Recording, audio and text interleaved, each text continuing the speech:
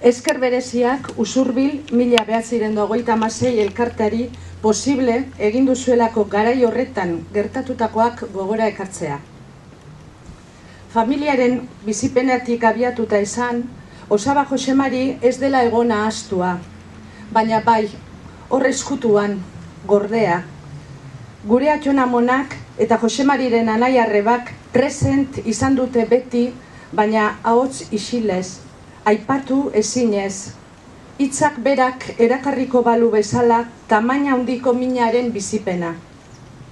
Gu, urrungo belaunaldikoek, ume ginala, gure jakinmina inozentea azetu nahian, galdezka hasten ginen orduko, mosten ziguten. Gero, ezain ume ginenean, isilarazten gintuzten bi hitz erantzun da.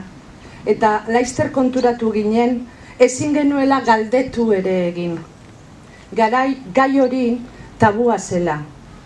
Min eta izu handia zegoela gertakizun horren inguruan. Beraz, gauza gutxi dakigu berari, Osabari buruz.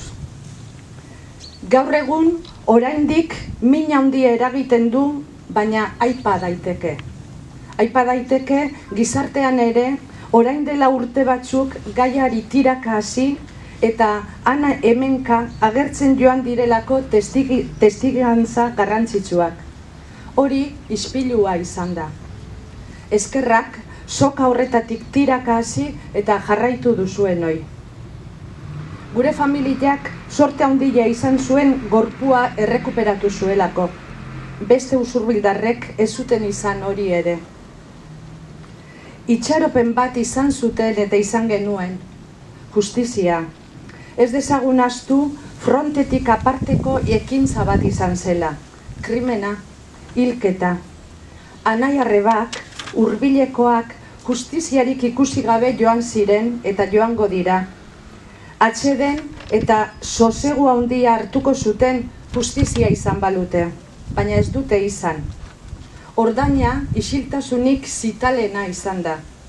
Horixe daukagu pena.